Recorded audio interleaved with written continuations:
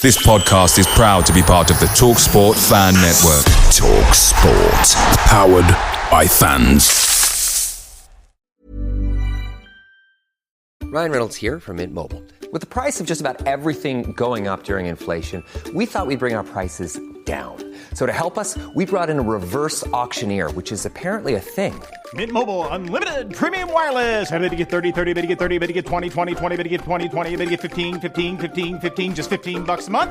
Sold! Give it a try at mintmobile.com/switch. $45 upfront payment equivalent to $15 per month. New customers on first 3-month plan only. Taxes and fees extra. Speed slower above 40 gigabytes. See detail.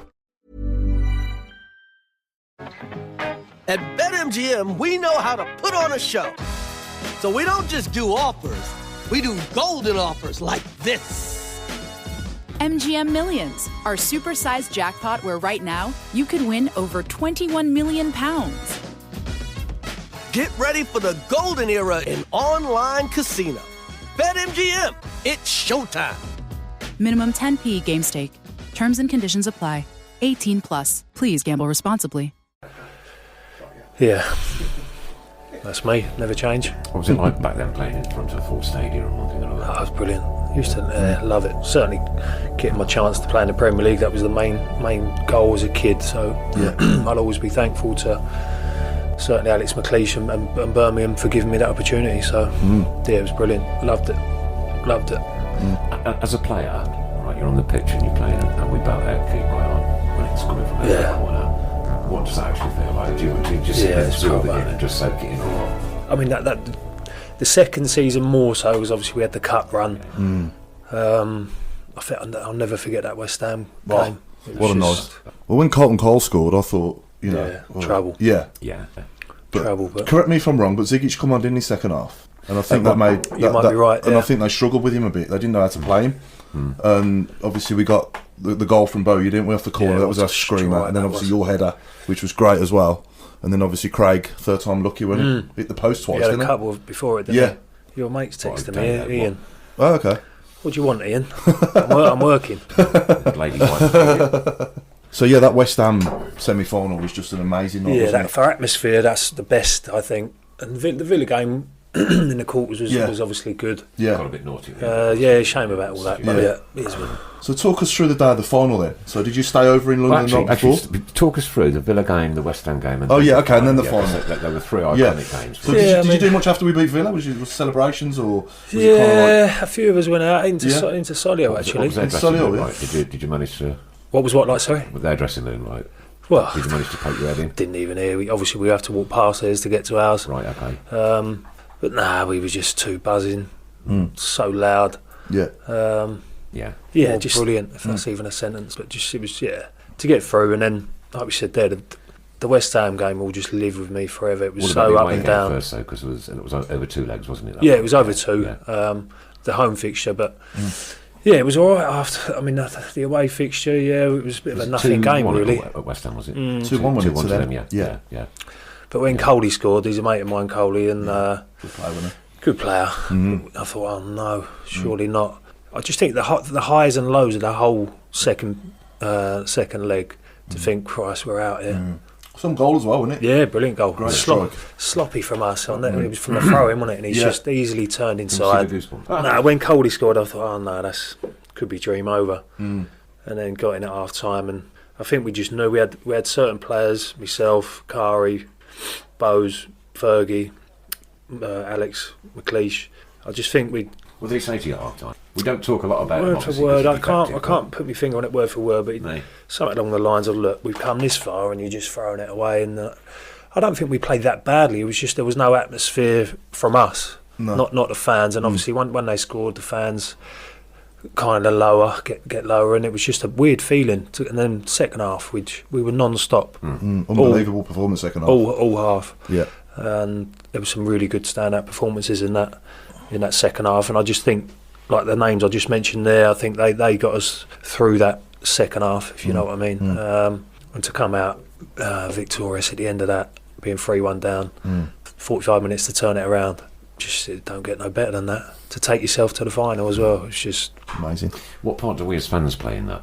A lot. I just said to her before we got on air there that that's for atmosphere. That's probably the best by the final, but the best atmosphere and for noise I probably ever played in. Yeah, I played a massive part. Certainly second half. Because like I said there, it was just falling away from us, and it was dull in the first half, and the fans obviously would think we're going out, and a few players probably dropped their heads. But no, that half-time interval, we just got about each other. The manager said his bit, and then like I said there, we had 45 minutes, and we were just on it. We'd have beat anyone that day, absolutely on it. Yeah, and the crowd they got us through. They saw that we were up for it, which lifts them, and then just after every goal, the noise was just... Oh, it was unbelievable. Immense. Yeah, I loved it. I actually went a bit light-headed when you scored, because you got us back to 3-3 on aggregate, didn't you? That was it, yeah. It took extra time, didn't it? Yeah. You know when you just like, you're that happy and you're like going that mad. I just remember sitting in my seat, like, after I'd sat down after you scored, and I just went, whoa. As soon as Bo scored, I knew, I thought, right, we're on it here. Just you pray for a corner, just land on your head. Yeah. Must have been some feeling though when you scored that header. Yeah, it's a week tomorrow. A week tomorrow. Yeah. What am I on about? Was it 9 years tomorrow? Tomorrow. Yeah, I'm going to chuck something on my Instagram because I've got the video of the goal. Where do we go from there? The final. The final, yeah. The build-up. So talk us through like what the squad did, say the day before. Do you all link up the day before and travel to? Yeah, we travelled down night before. Stayed in a hotel. How are you feeling then? Nervous or? Yeah, I didn't really get nervous. I got anxious. Yeah, I just wanted it. Yeah. Now I hate waiting. Yeah. For games, very impatient. And then you get a bit anxious and you're running through scenarios. And some players struggle to deal with that. Yeah, I was okay. I was just more. I don't know. It was such a weird feeling. It's hard to explain, but anxious is probably the best word I can use for me personally. I wanted to get on the pitch, get going. Just all the hours and build up, waiting. I just wanted to get out there and get going and get the job done. So where did you stay? Do you know what? I've actually. Was it Chelsea Harbour? I think we stayed in the Chelsea Harbour. Okay. But yeah, good. Me and my roomie, I was rooming with Fergie. Yeah. What was that wall of noise like when you walked through that tunnel? Because from me, coming out. I was just in the corner. As you walked out, I was in the corner on your left-hand side, pretty much up to the top. Okay. And it was like, what is going on in front of me here? Yeah, I find myself flicking. I don't mind watching a YouTube video, and I find myself flicking, and it always comes up because I've searched it before. It's on like a feed, and it must remind YouTube that I searched for Birmingham games. So it comes up now and then, and I always flick on it just to watch it. I'm forever watching it. Yeah. So you're standing in the tunnel now. You're about to walk out. You got Arsenal's players next to you. Yeah. What's going through your mind then? Are you just like fully focused? I'm not that sort of guy. I don't interact with no one. I just keep my head obviously away from the other team. I've got no interest. Yeah. And just getting in behind our boys. Yeah. Shouting what I'd normally shout. But we know it's it's a one-off. Yeah. Oh yeah. We mentioned it earlier. I thought my my cups were done after the FA Cup in 2008, the FA Cup, and to get another opportunity to go back to it. At BetMGM, we know how to put on a show. So we don't just do offers, we do golden offers like this. MGM Millions, our supersized jackpot where right now you could win over £21 million. Get ready for the golden era in online casino. BetMGM, it's showtime. Minimum 10p game stake. Terms and conditions apply. 18+. Please gamble responsibly.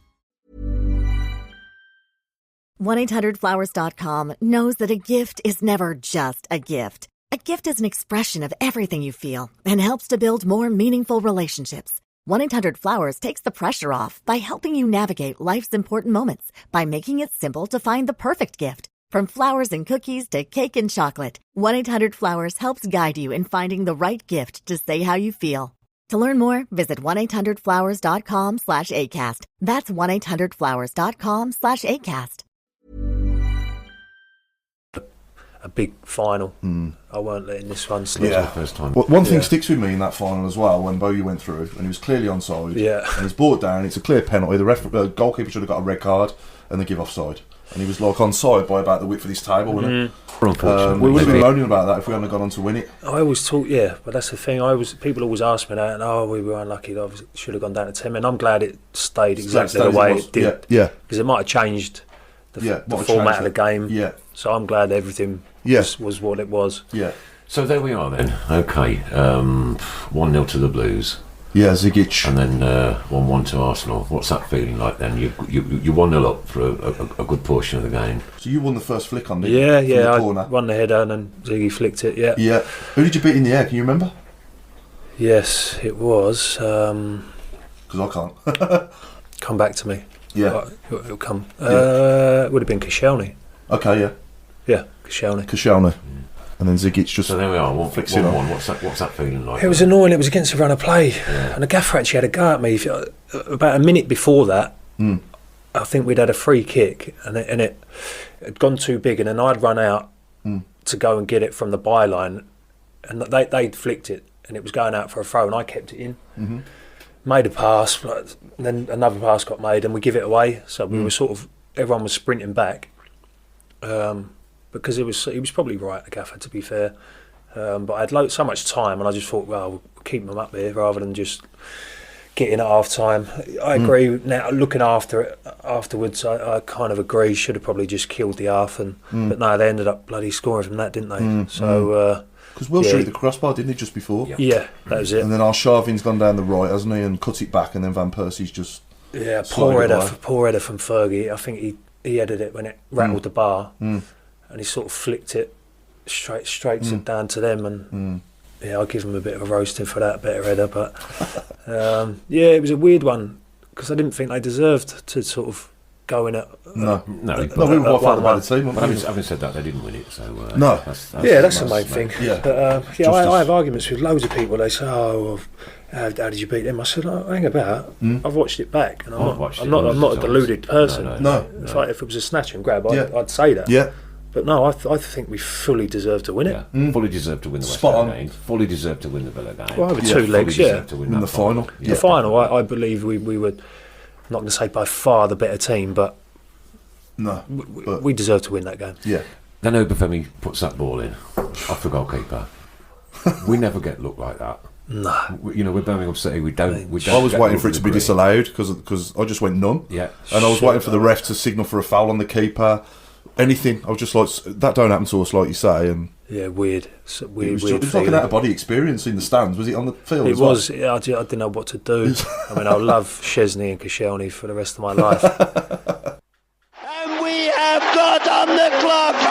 We've got half a minute plus stoppage. Arsenal 1-2. We are now 3.5 minutes away from Blues lifting their first major trophy. Proper getting a shiver down my back here because you can just see these fans in front of us actually realising, hey, this is going to happen. What a sensational time. One more bit of defending, that's all it is. One more bit. Defending. And it's a long throw into the box.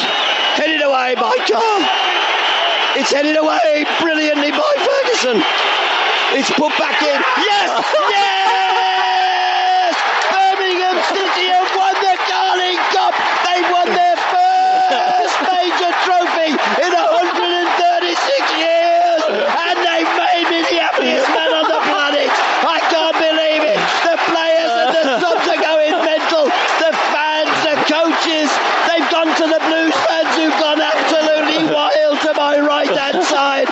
Birmingham City have won the Carling Cup, and the manager has done a brilliant job. All those people who knocked the manager's tactics, he's called it absolutely brilliantly with the substitutions, and the fans have gone mad. The man of the match, Ben Foster, is the Alan Hardaker man of the match. I can't tell you what this means to the city of Bronx and to the Blues fans who know. And then what about holding on for the last few minutes? That's perfect, right up my street. That they wouldn't have scored in a month of Sundays. I'm telling you. But Yeah, it was back to the wall a little bit, but it's going to be like that. We're defending the 2-1 lead, but like I said, they wouldn't have scored. No way. Final whistle, your action. Just I didn't know what to do. I pulled my calf as well, so I was just sprinting around like a lunatic. I didn't know where to go, what to do. Just hugging each other. It was so hard to explain. Really, really, really hard. And what happens after that? You obviously lift the trophy, unbelievable celebrations, and then once you walk down that tunnel after you've obviously done the lap of honour and everything. Yeah, it was a good hour and a half, wasn't it? After it happened, before you went. No, I know. Yeah, it's great. Where did you go after then? After you've just won the League Cup. It was a bit poor, to be honest. Was it? Because we had the Chinese owners. There was nothing organised. Really? Which was absolutely embarrassing. Right. Because I go back to my other experience with Cardiff. Yeah. Win or lose, there was a gig back at the hotel where we stayed. All the families and people's kids, and obviously we lost. We made a good night of it, and then we had an open top bus when we got back. Not an open top bus. We had something on Cardiff Bay for fans to come, and they came in their thousands. So I was surprised being at a Premier League club. Disgusting. It was terrible, absolutely awful. And I thought, how poor. And it was poor from the lads, to be fair. There was about 6 of us that went out into London. All the others, just some of them got back on the bus. Some went off for a meal with their families. But the heart of that team, I probably don't even have to name the names. No. Who was there? I just thought it was poor, because it's hell of an achievement. Hell of an achievement. Massive. For us as fans, it was just huge. And to not have anything at the ground, I think that was embarrassing, wasn't it? Yeah. At the ground after. Yeah, I know. I was disappointed because it was so. Because obviously my family came and my friends came, and I met up with them after. I was lucky my agent's offices were opposite at Wembley and literally over the road, so I only had to go in there, and they all went in there. And obviously I had to say bye to them immediately because we were doing our thing, the lads, and I just said, look, I wish there was something, but there ain't. So my mum, my brothers, it was awful. So yeah, it was a bit of an anticlimax. The after bit, we made a good night of it ourselves. The lads that went. Yeah. But something like that is so special. You should share that. Yeah, definitely. With your loved ones, and let a few punters in and just have a laugh. Do you know what I mean? It was just.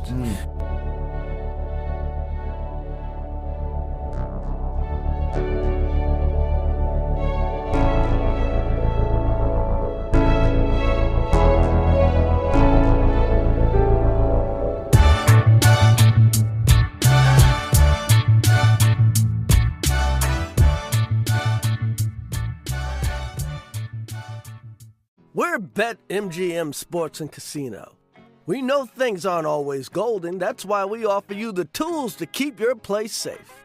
Set timeouts to always ensure you take a break when you feel like you need it. Set reality checks so you know exactly how long you've been playing. And set deposit limits to help control what you spend. Stay golden with BetMGM. Play responsibly. 18 plus. Your dining room is the heart of your home, where meals are shared and memories are made. At Ashley, you'll find affordable dining furniture in a range of classic and modern styles. Ashley's small space sets and extendable tables are designed to fit beautifully into any space, from cozy breakfast nooks and kitchens to formal dining areas fit for a feast. And with mix-and-match seating options, everyone at your table gets the perfect seat. At Ashley, style is served. Shop in-store or online today. This podcast is proud to be part of the TalkSport Fan Network. TalkSport. Powered by fans.